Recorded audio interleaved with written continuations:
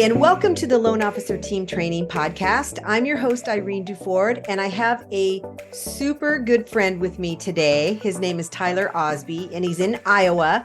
And I am so grateful, Tyler, for you to be here. You've been a friend for 7-8 years now, and I'm just grateful that you took your time. I know you have a lot going on, and I appreciate you being here.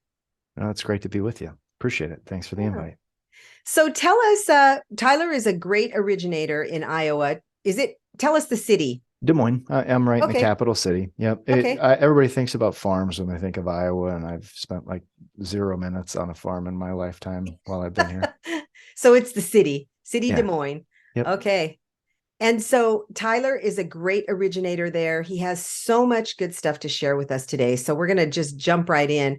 But first, let's hear a little bit about Tyler's backstory. So how did you get into the business, Tyler? Well, I've been doing it for 18 years for context. And in my 18 years of doing it, I've never once met someone who's in the loan business that really meant to be in the loan business, or at least that's my experience. Uh-huh. So my story is not much different, right? I found out about the mortgage industry when I was 19, selling car stereo, and I sold a guy a radar detector. And he had a really nice car. He had a BMW M3. I don't know if you've heard this story, but it was kind of that pursuit of happiness story where I was like, what do you do anyway? You know, the guy was in his like mid 20s and he had an M3. Uh-huh. And he told me he did mortgages, to which I said, what's a mortgage? Because I didn't know. And he said, well, I help people buy houses. Basically, I sell them money. And I was like, that's interesting. I didn't even know that was like a job. And he's like, yeah. And he's like, have you ever thought about making a career change? And I was like, I don't know if that's really for me. That seems like a big boy job. And I'm 19. He said, no, I think you'd be great at it. You just sold me a $400 radar detector and I was about to buy a $75 one. So maybe you could do this. So I kind of borrowed his confidence, right? And started trying it part-time on my 2 days off from retail, and pretty quickly realized, oh my goodness, this could be something, Yeah.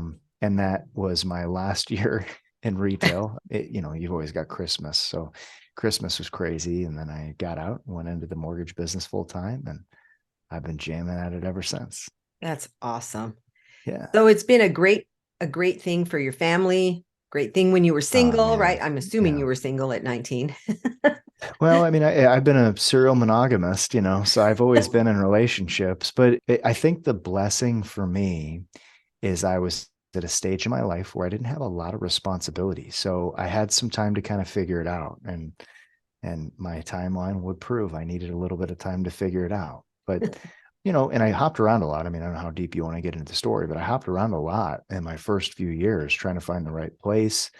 I always thought it was the place that wasn't working. And then eventually I took a little bit of ownership of my own success and decided, okay, maybe I just need to learn, a little bit more about how you could successfully do this as a career. And that's when I started really doing like traveling to go to different events and learn. And eventually I turned into coaching and all kinds of things. But it was crazy, just getting started. The best person I knew that did loans was closing 4 or 5 loans a month. And that guy was the guy with the M3. And I thought, man, that guy's just got this whole thing figured out. He's got the world by the hand. And it's just so funny. And then, then I go to Vegas I always give shout outs where I can. So I went to Business Plan back in the day. This is 2004, probably 2005. If you remember those events, there were huge events, right? And you saw up on stage, there's people like Linda Davidson, for example, who's now a friend, who's doing, 30 units a month. I'm like, oh my goodness, where are these people coming from? And how is that even possible? I'm doing the math. I'm like, okay, whatever. But, turns out that's like actually possible. And it really shifted my mindset at a pretty early age. I was really lucky. But, I mean, the only reason I ended up in Vegas, I don't know how often I've even told this story, but I had an account rep. I was a broker back then. I had an account rep that walked in with a book, High Trust Selling, Todd Duncan. And so I Googled him after I read the book and found out he did events. I wasn't able to make it to his event, but that sent me down this rabbit hole of finding out about Loan Toolbox. And it was a stranger who cared. The guy who gave me an opportunity to get into the mortgage business was a stranger who cared. Terry, my account rep, who I still talk to not as often as I probably should, but she cared enough to give me that book recommendation. I mean, it's just weird how things Yeah. happen. We got deep real quickly, Irene. We Yeah, we tend to sure do that. did. But But that's how it is. I've noticed yeah, that in the mortgage business. When I got in, I was promised training, never got it. yeah, And people have heard this story before, but I don't know if you've heard it before, but I didn't get any training. And yeah. so I'm passionate about it. And what happened with me is the reps, I was working for a broker, and the reps, the A rep, the A paper rep and the B paper rep taught me their Mm-hmm. business. They taught me the business, how to do it. They never Mm-hmm. taught me so much about marketing, but they taught me how to do the loans, how to Like the place them, technical aspect of the the job. technical. Yeah, Mm-hmm. I would agree. And to your point, everybody's doing the best that they can, right? That's what I found is the guy who brought me into the business, that's probably how he got into the business. And the way he Mm-hmm. originates a loan is significantly different than how I originate a loan today. But everybody's just teaching the best that they know, and oftentimes through the same way that they learned it. And unfortunately, in our industry, as you know, because you found a fix for it, the training it's terrible. It's just not good. It Um, is. and there has for a very long time been a need for more of a turnkey solution. And I'm excited that you were passionate enough about it to create a turnkey solution, because stuff like your product did not exist when I was first getting started. And I think the cool thing is you always have been connected with top producing originators, Mm-hmm. so you have the perspective of people who are actually currently doing the things and executing on what you're training. And I think that isn't always the case with a lot of the training companies out there. Not to talk disparagingly about them at all, but like I just know that if I'm doing what you and Kenny are teaching, I can count on it to get results, as opposed Mm-hmm. to just kind of winging it or talking to a trainer who hasn't been in the mortgage business for 15 years and they're teaching the same thing they were teaching, back then. It's a different business, It is. Thank Yeah. you. Appreciate that. Yeah. Yeah. In the mortgage business, we help each other, right? That's one thing that I've noticed. Yeah, you could get into a group of people or a company that doesn't share. But my experience is that most people that are really good at what they do are willing to share like you are. Yeah. Well, and be selective. Like the good news is everybody's willing to share. The bad news is everyone's willing to share. So like Yes. the people who are barely getting by and really limping along, they're still really excited to share what it is that they're doing. And if you know nothing, that can seem really, attractive to find anybody who's willing to Yes. share. But one thing I will, share from my experience that I learned from, I think it was Tony Robbins, so I know you're a big fan of, is the Yes. power of modeling, not like being in a magazine modeling, but like taking an example of something and trying to mimic it. Yeah. Um, and I learned early-ish, not as early as I looking back hoped I would have, but eventually I realized, oh, like modeling a 4 unit a month producer is going to look a lot different than modeling someone who's doing 30 or more units a month, Yes.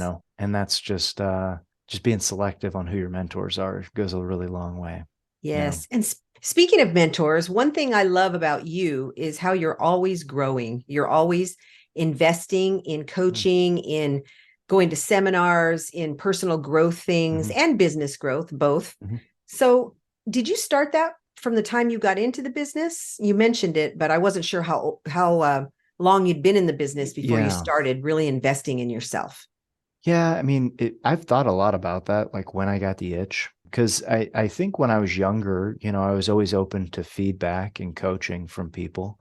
I remember that much, but it wasn't like when I was selling car audio, I was looking for the top car audio salesperson and trying to learn from them. I wasn't even doing a lot of like learning on sales training and stuff at that stage. It was just the company that I worked for did a lot of training, which was Mm-hmm. better than nothing. But when I got into the mortgage business, I think I faced a barrier that I hadn't faced before. If I really had to determine the why and Mm-hmm. what made me want to do it, because you got to experience ownership language. I have to experience some friction or pain before I make an adjustment. I don't know if that's true for everybody, but it's certainly been true for me. Most Um, people. yeah, yeah. So when I started experiencing some pain, the pain being, I don't know where my next loan's coming from, but my mortgage is still due. That's when I started getting really curious on where I could learn. And that's what got me involved with the conferences and I bought the Unlimited Power CD set from Tony Robbins. That changed my Yes. life. That kind of stuff. It was really impactful. But I do genuinely think that I had to have hit a point where I had to make a decision on, am I going to make this work or not? And if I have to make this work, what does that look like? Mm-hmm. I think if I had to throw an age on it, it was probably, I don't know, 21 maybe. That's pretty So early in your career. yeah, I was really fortunate that I started this career early, because Mhm. I could have been in retail forever. I mean, I still have friends that I worked with that are still in retail sales In jobs, retail. and God, I'm so glad I got out. But again, because a stranger gave me an opportunity, it happened. It wasn't like Mhm. I was actively seeking it. But one thing I will say, I say this is an encouraging thing for anybody who feels like, man, I grind it out at every job I have. What I will say is, if you are a standout person in whatever job you have. I used to make sandwiches at Blimpie. Okay. Just Uh-huh. for perspective, right? That was like my first job.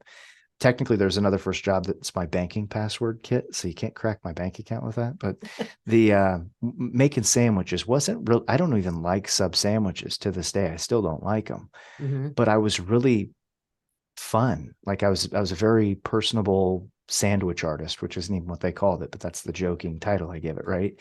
But I was noticed at that age of being really great at that job. And because I really tried and showed up for that job, when I applied for the job to sell car audio at this fully commissioned store, I knew it was a great earning opportunity, but they didn't hire people who were 18. Like that, I was way too young for that job. One of my references was Sia Hojati, who owned this Blimpies franchise. And oddly enough, just by happenstance, this electronics store had purchased sub sandwiches from Sia. So the GM that was looking at my resume knew Sia, and he called up Sia and he said, I got this kid. I My gut says don't hire him. He's only 18, but I see your name, so I got to call him. And he goes, well, who's the kid? And he says, it's Tyler Osby. He goes, you have to hire Tyler Osby. Like, That's he's been one of my awesome. best employees I've ever had. And that was 2 years after I left Blimpie, because the moment Uh-huh. I could get out of that job, I certainly did.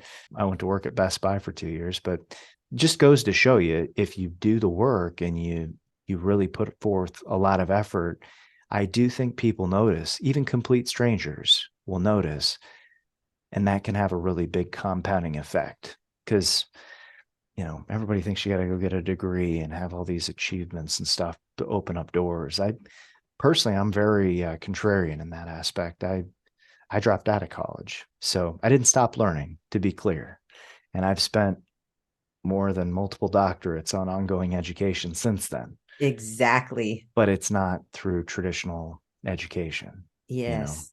So Yeah, you're taking me back, Tyler, because same thing happened to me. Right when I was still in high school, I started a part-time job as a teller in a savings and loan inside of a market. I tell you how long ago that was, when they were brand new inside mm, of a market in Los Angeles. And like you said, if you wow people and people notice mhm, you because you wow, I like to use the word wow because it's impactful when you wow people yeah, and you treat people a certain way and you develop relationships and build rapport with people. People do notice that. oh, And for so sure. right out of high school, I got a wonderful opportunity to work at that savings and loan it was the first pilot program of being a supervisory trainee program. Oh, wow. It helped that we were in the 70s when affirmative action was going on, and I'm Mhm, Mexican. And so I got a really good opportunity through a lot of the human relations work we were doing at the high school. mhm. But it wouldn't have happened if I hadn't done a good job where Well, I yeah, was. yeah. The door might get open for you for whatever reason, but it's still your opportunity to screw it up or make it amazing. Yes, that's So, true. So when I was 19 years old, I was managing 19 people wow, at a that's savings and loan, amazing. at the second largest savings and loan. So it made me think about it when you talked Yeah. about how young you were when you got started. And boy, do I wish I had been in the mortgage business at 19. Yeah, yeah, What a difference. it's been a huge difference. I always the funny thing is having done it now for 18 years, I am no longer the youngest person in the room, Doesn't you that feel know. weird? It's really weird because, I mean, for a very long time, Irene, I have been the youngest person in the room. So I don't know. To a lot of the extent, the younger people who are around are a lot of fun. They're open to learning, and it's kind of Yes. cool. And you So mentor them too, which is really nice to yeah, be able to, much as I can. Yeah. yeah, you share your experiences with them and stuff. But I remember the first time I was sitting in a room and I was the oldest person in the room, and I wasn't even that old, and I was thinking, oh my gosh, this is kind of strange. Mhm. And yeah, I remember going to my first concert where I looked around and said, I'm the oldest one here. Oh man. Well, So with age comes some wisdom and some really good stories, right? it And does. so, Yeah, it yeah, really life's does. pretty good. I certainly don't feel my age, so, And I don't either. So and I don't yeah, act it either. There's that. no, that's a good thing. What I love about you is your mindset, though. You're always working on getting better. Yeah, And yeah, not everybody does that. Some people say they do, you actually do. yeah, And yeah, so tell us what you do to help with your mindset and help you reach your goals with the right mindset. yeah. Well, I appreciate that compliment. I think that for me, I get bored easy. The CEO I work at Fairway Mm-hmm. Mortgage. CEO of our company uses this term toe tapper or foot tapper. I think it's foot tapper is what I've heard him say. Uh-huh. It was a while ago I heard him say that, and I thought, that's what I am. I'm a foot tapper. I can't stand still. I get a little nutty and anxious if I'm just sitting still. And I think that's probably the core reason on why I continue to look for opportunities for growth, whatever that might look like. But I used to have an unhealthy relationship with growth. Actually, this might take a different spin than what you thought it would, but I always just wanted more, more and more and Uh-huh. more, and I'd be comparing against other people. There was a coach I had, Dan Sullivan, strategic Mm-hmm. coach, and he Yes. shared this concept of the gap versus the gain, which now there's a very popular book that him and Ben Hardy wrote. But it talks about if you're comparing yourself against someone else or something that's further ahead of you, you're comparing yourself against what he called the ideal. And I don't know if you've ever driven towards this like sunset, right? But as you continue to drive, like you don't get any closer. It just keeps moving further and further away. Have you ever noticed that? Yes. And that's similar in my experience to judging against where you want to go. Like, I'll give you a perfect example. Going to those Vegas events, there'd be somebody on stage who's doing 30 units a month. Okay. And then, we both leave Vegas and we go back to our offices and we work. And the next year we come back and I've doubled my business. I've gone from 5 units to 10 units a month. And that SOB is up on stage and now he's doing 50 units a month. I'm like, come Uh-huh. on, dude. So I could find myself and did find myself for many, many years comparing myself against that ideal who also continues to move further out versus what I had actually accomplished, which was pretty amazing, going from five Yes. units a month to 10. So, coaching in many cases, in my experience, is more like a really expensive therapy, but therapy that sometimes I pay more attention to. So, what I've found myself trying to make a habit of doing, which hopefully is valuable for anybody, listening to or watching this, is instead of comparing yourself against that ideal that continues to move further and further away, right? Instead, really look backwards and measure your progress because what I found is when I'm measuring my progress, I just feel so much more full and filled up and excited about the progress that I'm making Yeah. than I do if I'm constantly chasing, an outside objective, right? So that's been a huge, huge help for me. That. But also, additionally, I'm always trying to find like the stuff that bugs me. I just don't like to be bothered. Mm-hmm. And if there's something that I can do that will reduce the bother, I'll do that thing. So, I'm a big like friction free person. And that's a term I stole from a mentor and now buddy of mine, Dean Jackson. He uses the term friction free all the time. But I just always look for where's the friction and how can I remove it, whatever the friction might be. Yeah. Um, and that definitely keeps me growing because, you know, you got to get a little uncomfortable to remove a lot of the friction in life. You got to start thinking outside the box and get curious on what would this look like if I didn't have to deal with whatever the thing is that I'm, talking about. Yeah. So, I love that. Friction free. I don't know if I've ever heard that before, but that's a great term for, yeah, yeah. it's, I don't like having friction either. Like yeah. I'm always trying to find a better way. It Mm-hmm. seems like, that's, you're always trying to find a better way to do something, a more efficient way, Mm-hmm. an easier way. That's, Well, and that, and what I think observationally, what I notice is for people who aren't growth oriented folks, Mhm. when they experience that friction, they let it slow them down or stop them. Personally, and this probably says more about me than it does about them, but personally, it just drives me nuts. Like I get deeply upset about that. Again, it's not really mine to be upset about, but I still let it get that way. So I just don't want to have that happen myself. I'm always Mhm. trying to kind of push forward. So I Yeah. don't know. I try to perception check myself though. Like if I'm going more, well, why more? Right? What's important to you about it? But also giving myself permission to still want more. Because another thing that I learned from strategic coach, I'll share this. This is a really very impactful thing psychology wise for me. When you have goals or you accomplish a goal, people will wonder why. Right? I'll give you an example. About the time we met each other, I had a race car, and people didn't understand it. It was very confusing. Why do you have that car? Doesn't make a lot of sense to them. And it was a goal I'd had for years, Irene. I wanted that car Mm. so freaking bad I could taste it. And I worked my butt off to get it, you know. I had to ship money somewhere where they were building it. I mean, it was like this whole thing. How And then cool when is that? it was cool, yeah. But when I got it, I all of a sudden went from like this place of like great pride and excitement that I had this thing that I'd really wanted and worked my ass off for. And then I got it, and everybody that would see me would say, "So why? Why'd you get the race car?" Right? And I started creating these explanations that were elaborate, like, well, I used to have this other car and the tires were like $2,500 to repair because the car was so heavy.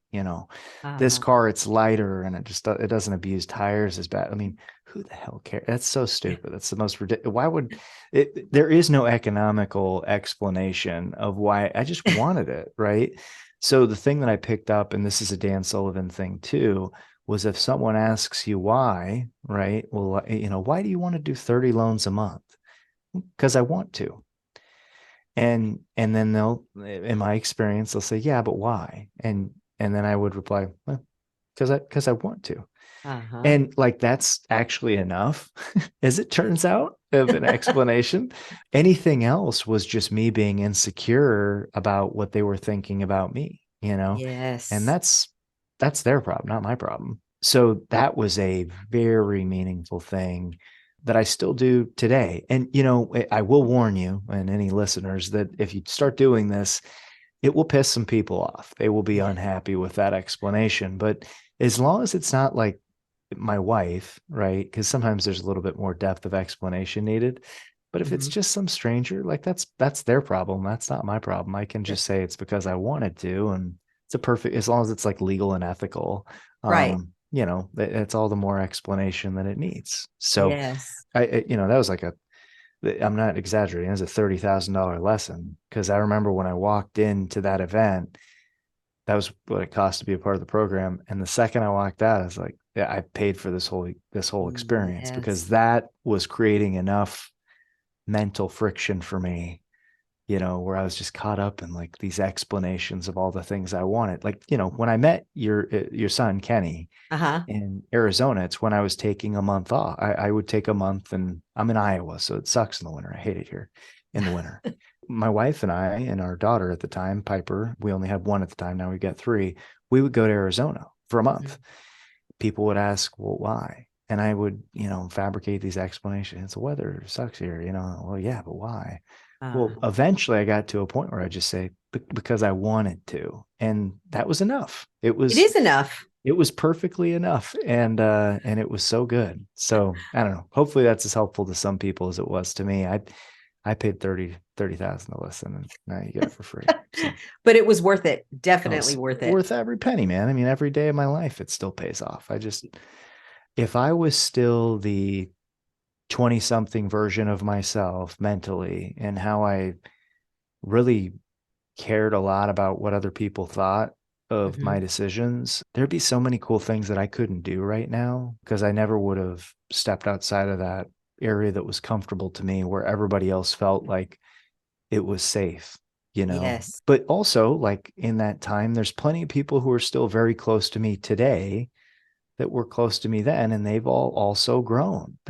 My growth and pursuit of like just trying to do things that I think are cool, whatever they are, they're in support of it. And they're, it's just a really healthy way to operate. Are there people who I used to talk to that I don't talk to anymore?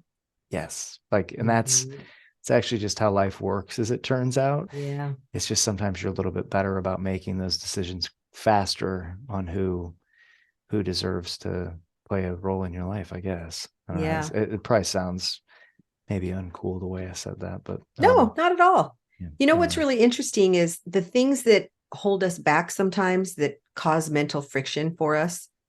Those are things that we might have, not might have, we did develop along the path Hmm. of our journey in this life. We either heard it from somebody, we picked up on what somebody said, and we made it our own in our own Mm-hmm. mind. Yep. I remember the first time we bought a home on the golf course. It wasn't a beautiful home or anything, but it was on the golf course in the better part of town in a small community that we lived in. Mm-hmm. And I was shy to tell people we had moved. Mm-hmm. Yeah. I remember the first time I bought a Mercedes. I was shy to tell people that I had bought a Mercedes. I didn't say anything to anyone. I didn't post it anywhere. I was almost Yeah. embarrassed to drive it down the street. Yeah. And I thought to myself, why do you feel that way, Irene? What is going on, that what has gone on in your life that you feel like you don't, that you have to explain to people why you bought that house or why you bought a nice car? Or and so going back to what you said, I just had to keep telling myself, you know what? It doesn't matter what people Yeah. think.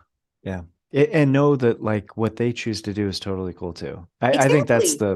I think that's the area where it can get uncool, as I kind of unpack that, is like, if you're coming from a place of, well, forget you, look at you. That's like a place of judgment and Yes. unhealthy comparison, right? Where, if you're just like, hey man, it's cool. Like if you're totally comfortable where when I'm coming at a situation where I'm 100% comfortable where I'm at, there is no shaking me. I recently had an Yes. exchange with a peer, and something was said that, 5 years ago would have really triggered me, Mm-hmm. honestly. But what was said was really not important. Like it was more about that person than it was about me. And it Mm-hmm. had obviously been bothering this person for a very long time, because it was like the first thing that came up when we were one to one at a social event. Mm-hmm. And I just said, I think you might look back on this conversation in the future and wish that we wouldn't have had it. Uh-huh. But I'm actually really comfortable where I'm at. I think when you get a little further along, in your journey, I think you'll feel the same way, and you'll wish you wouldn't have said what you just said. Mm-hmm. and and and he walked away from the situation kind of feeling like, well, that didn't go like I thought it would, Mm-hmm. but you don't have to escalate, that's Yeah, it's okay to be different, right? it is. And that's what I love about being on the progression side of our self-talk, what we say Mm, to ourselves, what we allow. It's one thing for something to come into our mind because of some programming we had as we were mm-hmm, growing up, or sometimes it's not even what other people said, it's the way we perceive things at certain mm-hmm. times of our lives. And then Yep. we hold on to that. And so we Have have to let I those things go. have you read Young Pueblo? Do you know who that is? I have not read that. I'm surprised I haven't shared this with you. So, first of all, I don't read poems and stuff. Like that's not really my shtick. I'm big Mm-hmm. self-development. I don't read fiction either.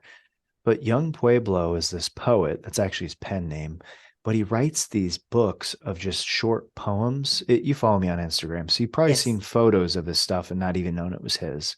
But a great author, highly, highly recommend it. The cool thing about it is like the poem is like, like an eighth of the page. You could just read one page a day and it's still wildly impactful. I love that.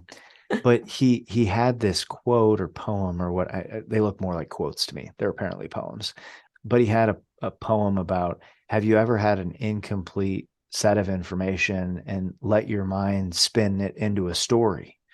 And oh my goodness, how often does that happen? Like, it's Yes. just absolutely crazy how often my brain does that. It's just the funniest thing. Hmm. Um, and just having the awareness that that's what's going on is really impactful. And I will Yes. tell you, a lot of training companies that I've observed don't do any work at all on self-talk, They um, don't.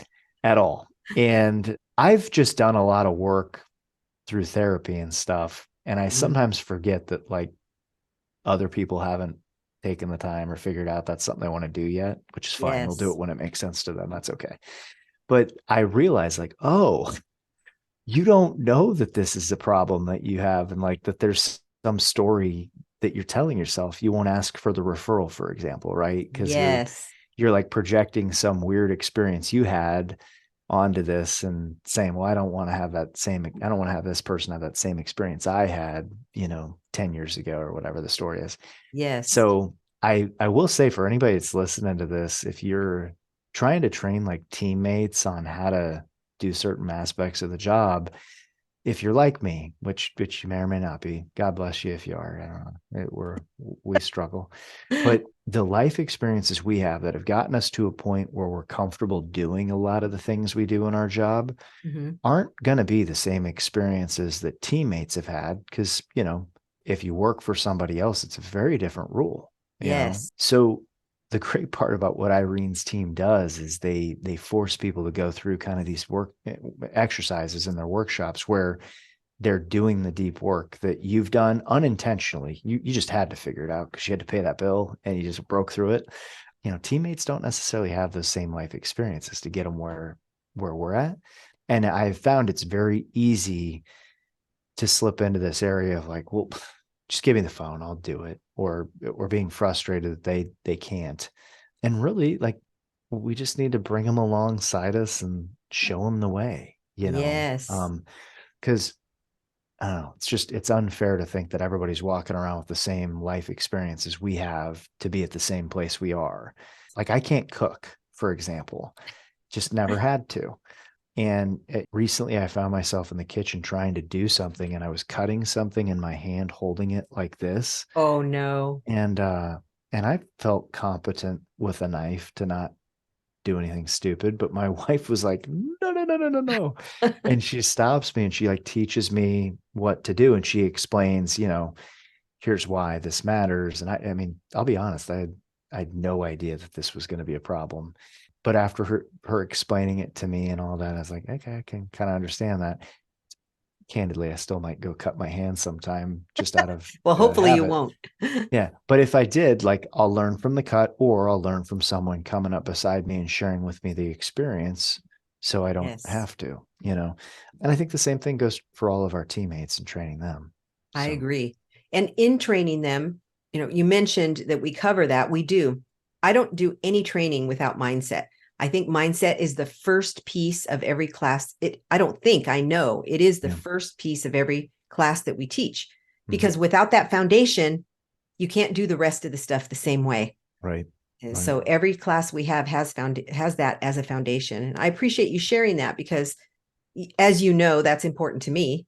Yeah. And it's an important thing, because it's the one thing, if I didn't learn anything else in business, in life, the one thing that has helped me the most in my life and in my business is the learning what to say when we talk to ourselves. That's Yeah. important. The irony, though, just to kind of elevate the importance of it, is like you could teach someone how to calculate income on a loan application, right? That's a skill that you need to teach. And there's, Yes. I think you guys have that in a new class that I haven't Mm. personally had anybody go through. So with that kind of thing, it's a very useful skill. You can carry it forward with you into your next loan related job. Hmm. but it's not super transferable outside of that. Right. Mindset stuff, once you crack it and figure it out, I mean, there's really not a lot of limits to where that can start seeping in and helping you out. So I think it's a huge, huge value add. It just like I believe in investing in myself for learning, whatever percentage of your income you kind of allocate, I highly recommend you allocate something. But I also try to be intentional with my teammates of, okay, part of the job here is we're going to continue to find ways to get better. And hopefully it's not just like technical skills that we're trying to teach them on. Hopefully there's Yes. some more. If someone's happier at home with their spouse, like they're going to be better teammates to work with anyway. So Yes. why not make that investment? That's true. And it transfers over when they grow personally, they grow everywhere. Yeah, for You sure. don't just limit it to the one area that you're growing in. When you grow personally, you grow everywhere. So I Yep. love that. And you have a great team, Tyler. Tell us about your team and how have you over the years helped them get better? Help them. Do you hire them brand new? Did you used to hire them brand Yeah. new? Just kind of give us an overview. I'll tell you, I've seen it done a lot of different ways, and I don't think there's one way that you do it. It's I my own agree. personal opinion. I don't think all people you talk to would agree with that, but I do think that you can teach anybody how to do this job. I don't think it's that complicated as much as I'd like to think I'm like a super unicorn person. I also think there's a lot of ways you can build a mortgage business. Some people have producers come in and they play the role of like a non-producing manager where they get a lot of really talented people and give them a process to plug into that they can be successful in. That's Mm-hmm. not mine. The system that I've built, for anybody not familiar with it, is we've got a production team. So for the last 18 years, I've been building a great reputation locally that we can do our job well. And that reputation is what brings in most of the loans we do. And I continue to support those relationships with people that we've had either as clients or agents or whatever to continue to get loans coming in the door. And my teammates help me look good when the phone rings. Yes. So we have grown with both people who have experience, people who don't have experience. We've had some hires not work out that both had experience and didn't have experience. And we've had hires work out stupendously that also fit both. Mm-hmm. So the way my team works right now, which is always evolving, because again, the friction thing, right, is I am really mostly spending my time on making sure we've got things in place that continue to make the phone ring, whether that be really great agents that we partner with or marketing campaigns and funnels that eventually lead to applications or online reviews or other referral sources. And then I also look at the process of how we manufacture a loan, and I constantly look for areas of friction and remove them. And then from a selling perspective, currently I'm involved in the conversion part of the process of people tuning in the mortgage business. It's basically the call once a deal goes under contract. That's where I'm on the phone to help them pin down all the details and feel confident about how they're structuring their financing. And then Mm-hmm. I do a handoff to the next teammate who handles fulfillment. So yeah, but the team that we've got, I mean, in our busiest month, I think we did 60 units in a month, 60, 64 or something. It was That's in the awesome. COVID refi year, but we'll have, I don't know, 37 loans or something right now for next month, which we're super thrilled about. For That is, perspective, I want to perception check myself. January, we did 9. So that's a like, huge jump. yeah, well, I mean, it's been a tough year, man. Like, It I has mean, been. I was very much supporting the team and being able to stay as a team by not taking any pay for like 6 months. So like, Mhm. this isn't all rainbows and unicorns. I mean, Right. there's blood and sweat that goes into this too. There So is. we'll make money at 37, or I'll make money at 37. Thank God they've all been continuing to get paid without any reductions in anything. But there's good months and there's not so good months for me, at least in my experience. And to have a team, the biggest shift, and this is a mindset thing, is to start hiring people. I had to take on the image and avatar of a business owner as Mm-hmm. opposed to just a individual loan officer. Because Yes. for me, when I started hiring people to, just help work with me, I hate working for me. Everybody works with me. We both can Me choose our too. own I'm time to the same finish it, way.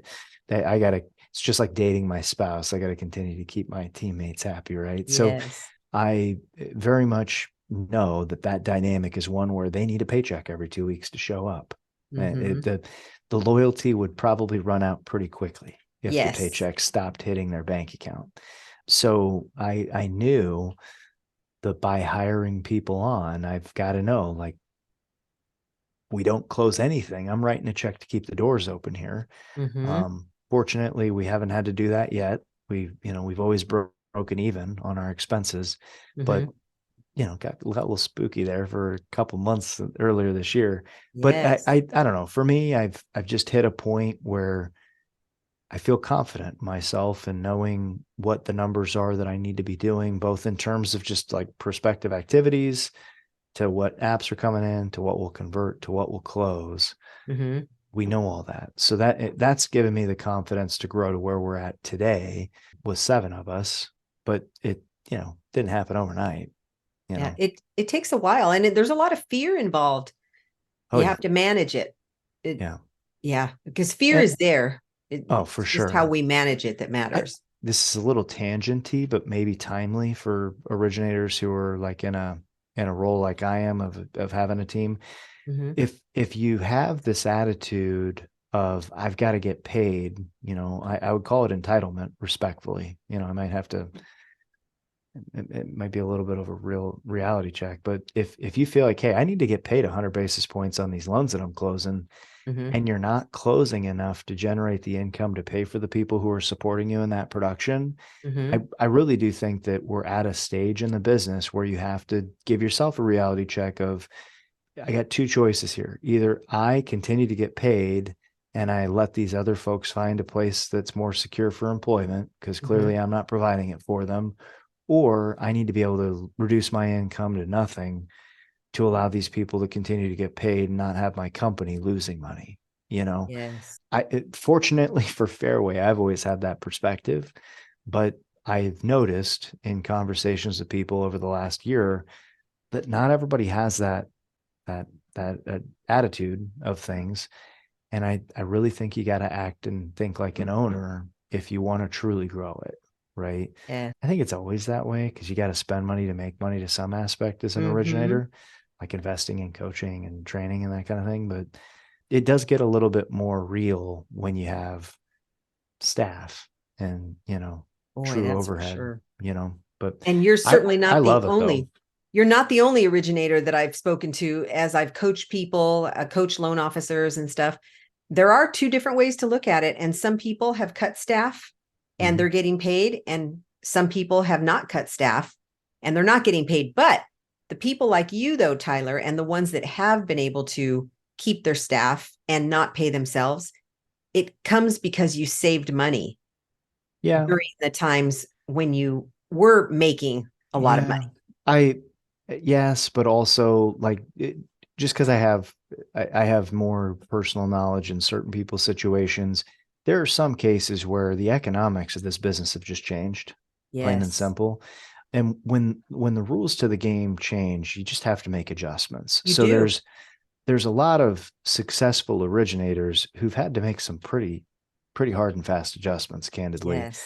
that they didn't want to make. People lost jobs that would still gladly work for that person, but they had to make adjustments. And Mm-hmm. I don't think that those are permanent adjustments. I very much hope and think that it will be a season and they'll rebuild a business that makes sense with the current economic conditions, because they have changed, and be able to scale back up. But, in if you compare, going back to like how you can feel great or terrible, just like comparing against the ideal out forward that I had given earlier, if you're doing the same thing and comparing against the year of COVID refis, Yeah. this is not that, I mean, there No. there were legitimately people closing 20 loans a month that really didn't even know how the loans were finding them.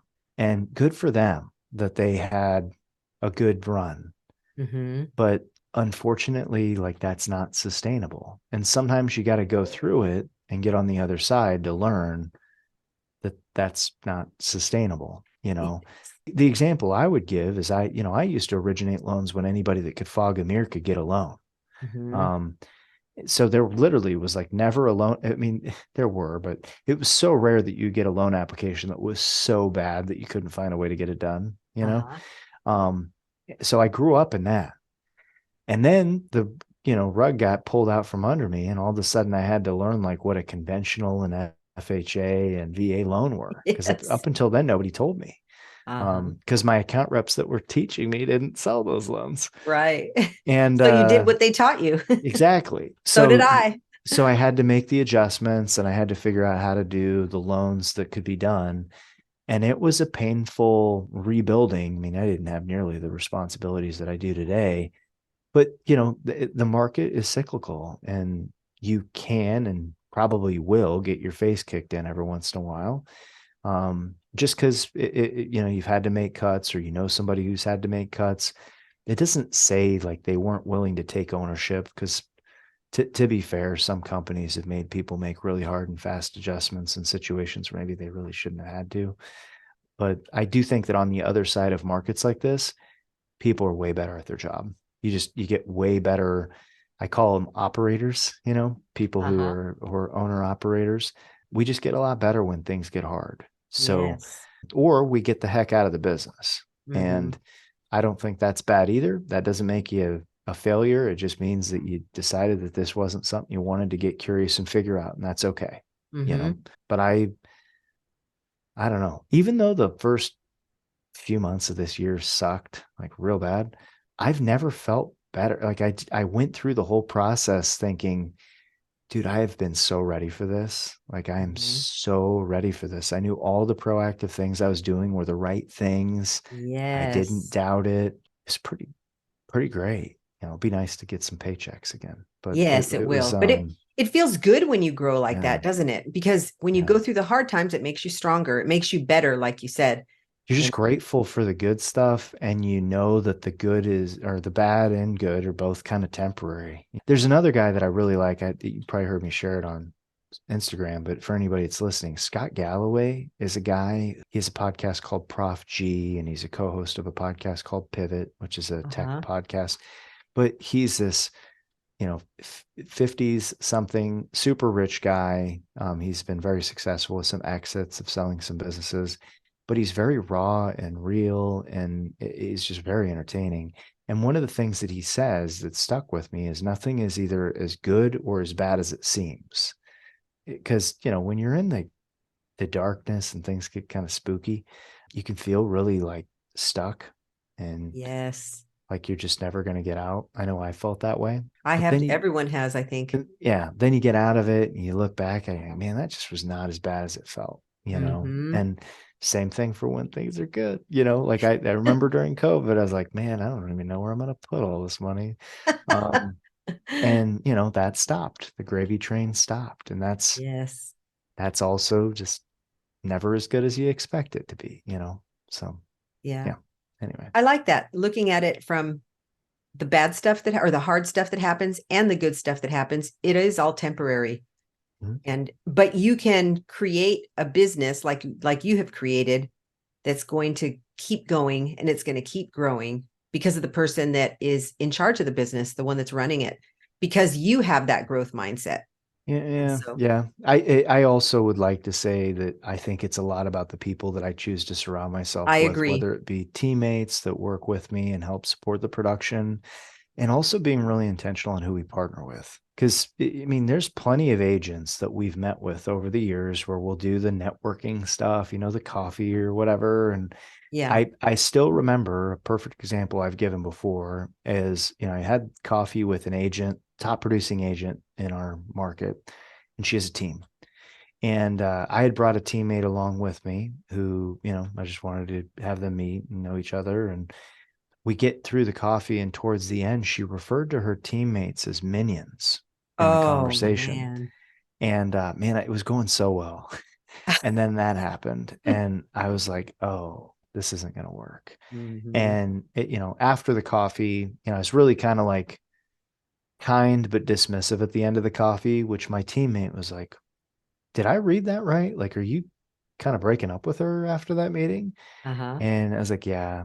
And teammate was like, what, why? I don't understand. And it's like, did you hear her say she called her teammates minions? She's like, Mhm. yeah. I was like, do you really think that's a good culture fit? And she's like, but she does so many loans, she'd be so many loans. And I was like, how do you think she's going to treat us? Like, Yes. if she's calling you instead of me, is she going to feel like she can get the same answer because she's talking to one of my teammates as opposed to me? Like, this is a limiting belief that's going to play along in a lot of other areas. And I feel like my teammate really felt supported and protected in that conversation, which was Uh-huh. another added benefit. But to call back to the original point, like, the growth and stuff is possible because we know exactly who's a great fit, both clients, referral sources, all that. Yes. And we are really intentional about who we choose to work with because we've got to protect the business. It's Yes. just it's not sustainable if you're working with the wrong people. What I love about that is that you get to choose Mhm. because you're doing the right activities, because you're calling and you're building relationships. You get to choose who you have your relationships with and who's a good culture fit. Yeah. The only thing I'll add as a caveat, because these get recorded and people watch them, as for compliance reasons, obviously you can't discriminate against a borrower or something. But but when it comes to like who you choose to build your business with, you can absolutely, be selective on who's a good fit and Yes. bad fit. Just don't make it based on borrower characteristics and uncool stuff like that. But yeah, I mean, if you got a jerk, like, so many people out there, our friend Tammy, she always says, Tyler, I can't even impersonate her anymore, but there's so many of them and there's only one of you, sweetie. And Yes. I still hear that tape in my head every time I run into a situation like, should I cut him? Should I not? And then I hear Tammy telling me it's going to be all right. Yep. So And it she's is right. apparently closing 36 loans Working sounds out. like it's working pretty good to me. Yeah, we're figuring it out, but Yeah. it's month by month, man. And you got to continue to show up and do the work and treat people the right way.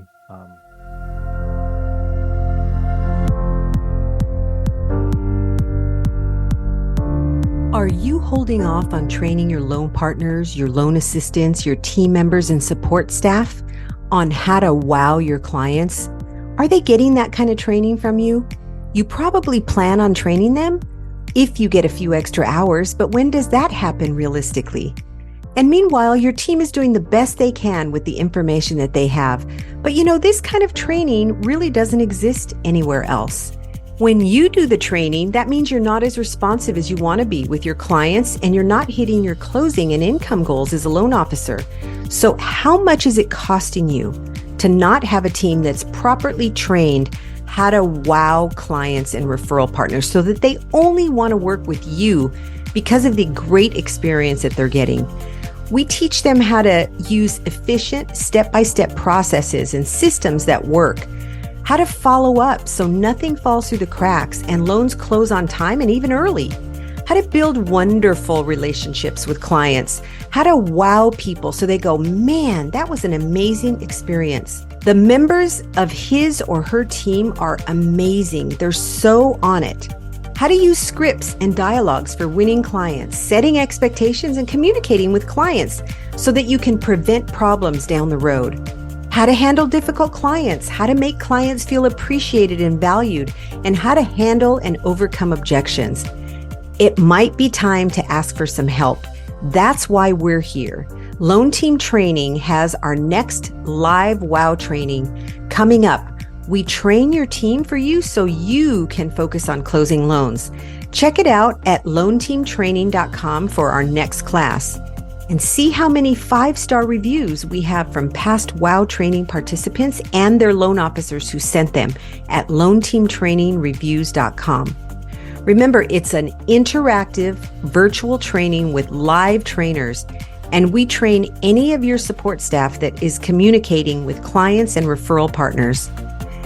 Our sessions are 9 to 11:30 Pacific time for Thursday, June 8th, Friday, June 9th, Thursday, June 15th, and Friday, June 16th. Check us out and sign your loan partner or team member up at loanteamtraining.com.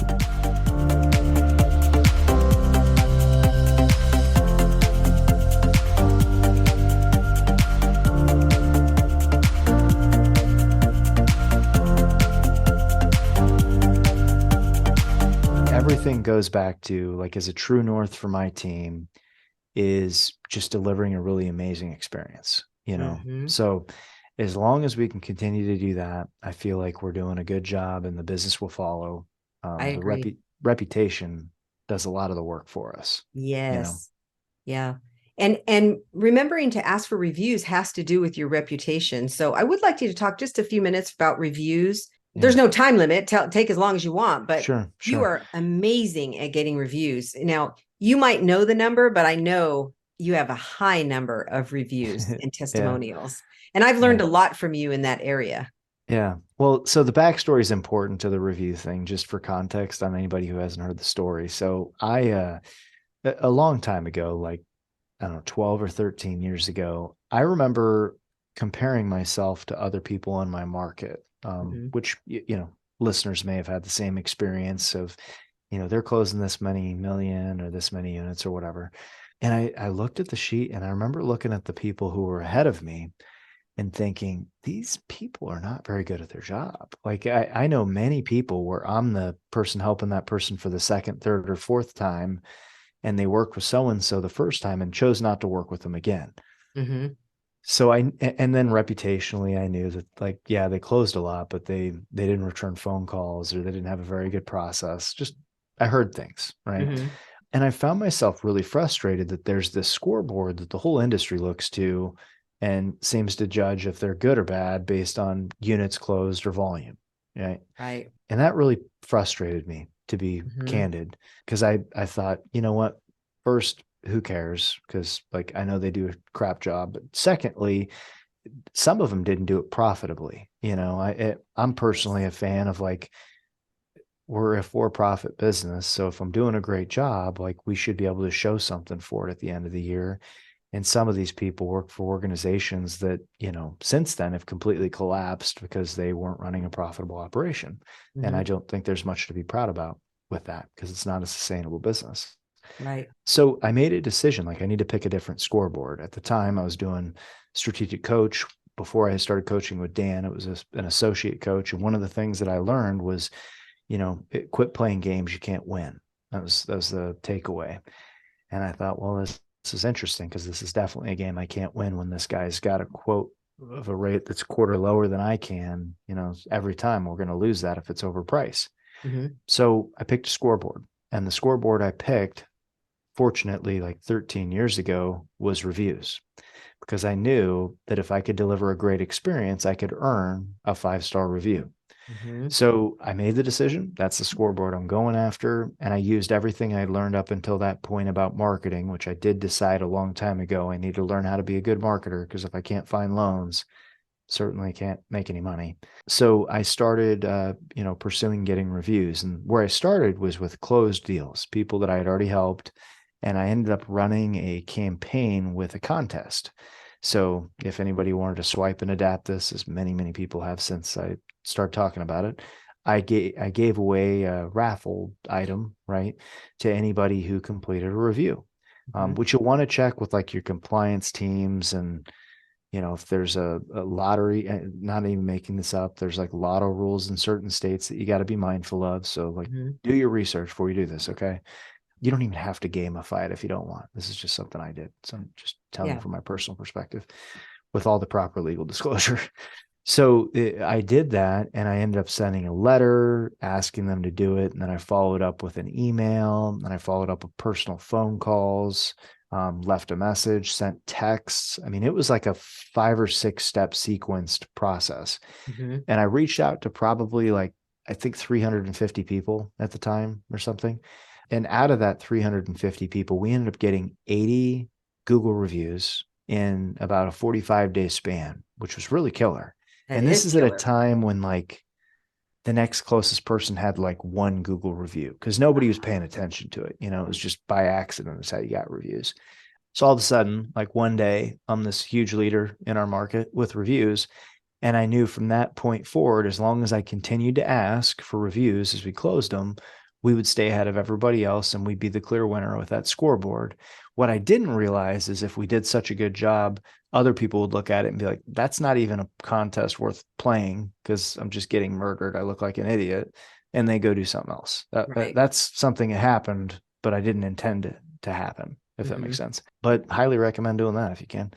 It turned into something where now we've got over 1,000 Google 5-star reviews, It's and amazing. continue to grow them. And there's just been so many benefits. I mean, first, it's very public. So like when I meet someone, oftentimes they Google you, Yes. so you've got this, the marketing term is social proof. You've got social proof that you know what you're doing. And that has been such a great silent salesperson for our team that I never really thought about. I mean, I wish I could say I really thought about that, but I didn't. It was like my ego pushed me to do it.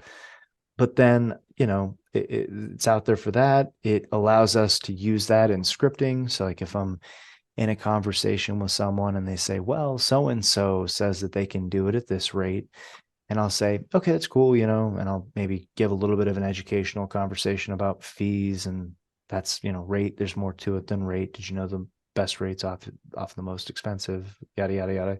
Uh-huh. But then I say, so I will admit, when I'm in the same situation you are, where I'm trying to decide who to work with, I always know I just got to find the best rate, right? Best terms is always what I'm after. But I want to ask, because a lot of people don't think about it, have you looked into like what their process is like and how they actually do once you say yes? Because having done mortgages now for 18 years, most of the people in my seat do a really good job up until they say, they get a client to say yes. Then it gets handed off to somebody else. So like you don't Mhm. really know who's on the fulfillment side. And have you given that much consideration? And they'll say, well, how do you know? And so actually, here's the good news. It's actually really easy to know. You got to search for reviews, because reviews are where people that are either raving fans or have horror stories share it. And if you can't Yes. find anything, they probably don't do a whole lot. But for the people who write 5-star reviews, you know that they really impressed the pants off that person. Where if there's 1-star review, you know that sometimes, maybe more times, they kind of bomb it. And that has been a really great script, because the people who are most competitive on price, which is really the only reason we lose deals anymore, Mhm. their reviews, their reputation is terrible. It's just they don't wow people, to use your word. Mhm. So nobody's leaving them a review. Like that's what happened in that conversation with the person I was talking about earlier. Is the person said, how do you do all this business when you don't have the lowest rates? I've seen your loan estimate. I don't get it. I'm coming out with everything. And I said, well, have you ever Googled me? He said, sure. Yeah. I've looked you up. I was like, so what'd you find? You got a lot of reviews. I was like, have you read them? It's like, no. I'm like, I would encourage you, when you get home, because this really seems to be bothering you, look at the reviews. Like, I Mhm. think you're going to find that not one person says I got the lowest rate I could. Like, as it turns out, that is not what people get excited about. They Mhm. want a really amazing experience. And to Yes. deliver a really amazing experience in any industry, you can't be the cost leader, right? I mean, nobody walks out of a Walmart and says, this place was heavenly. Yes. Nobody's shopping there because they want a great experience. They're shopping there because they know that's where they can get the cheapest price on their corn, you know? Yes. And I don't want to be Walmart, like, because Mhm. I don't want to be beating down my vendors. It's just not, nothing against Walmart, but it's just not the dynamic I want to have every day when I go to work. Right. It's not what I've set out to do. Where if I'm creating a really amazing experience, to me, that's kind of fun. Like Yeah. it's just really exciting to find ways to create a more smooth home buying process. It's not free, it costs money to deliver a really great experience, but we protect that because for me, until the market dictates otherwise, which thank goodness it's not yet, I'm going to continue to find a way to make the process that much better. That's where Yes. my focus is going to be at. I love that. So You know, when they look you up and they see what you've done, it makes all the difference. yeah, it's social proof, and it's just it's the silent salesperson. But Mhm. we legitimately get like 3 new client applications a week from online reviews alone. So I mean, it is its own funnel at this point. Mhm. And Irene, the thing I never would have guessed when I started doing that is when those clients apply, right? I've never talked to these people before in my life, and neither is my team. So if they're the one doing the call, that client interacts with us as good or better than someone who's referred to us by a past client or realtor. I mean, it's like they're Interesting. already educated, motivated, and they trust us at a level that other people don't. So it's so funny how that works. And it gives us the chance to like generate inbound leads that we can refer out to agents. Just had a call with a client yesterday that reminded me we referred them to their agent. It's been a really good move. So if someone's listening to this and they haven't really focused on getting reviews, man, you're missing the opportunity. I think it's a really, really good opportunity to level up. I think so too. Yeah. Well, you've given us so much to think about today, and the encouragement that you've given to loan officers, I really appreciate it. I know you pretty well, and I know you've always been that way. You've always been encouraging to other loan officers. You've always shared what you know and tried to help other people, other loan For officers. as long as you've known me. Yes, for as long as I've known you. Like I say, we all grow, right? Yeah. So yeah, I'm thinking about my experience with you, which has been amazing. And besides, you love John Mayer. That's good enough for me. No. Yeah, we've got some John Mayer stories for sure.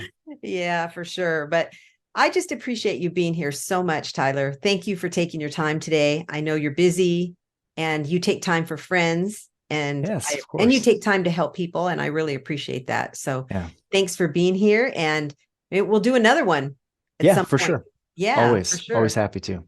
Yeah. So thanks so much. Yeah. Thank you, Erin. I really appreciate you listening today. Thank you for being here, and thank you to Tyler for being here. I wanted to read a review from one of the people that left a 5-star review. Ron says, until recently, I didn't realize how important this was. It's only been very recently that I realized the self-talk thing has substance. Irene helps you to understand the signs and reasons why it's important, as well as what to do to yourself to get out of your own way. Thank you, Ron, so much for leaving that 5-star review and saying what you said. I really appreciate it. And you know what? If you guys got value out of this today, everything that Tyler talked about was amazing, what he shared. If you got value, I would really appreciate it if you would share this podcast with other mortgage loan originators and company owners and people that you know that are in the mortgage business. I would really appreciate that. So thank you so much for being here, and have an enjoyable day.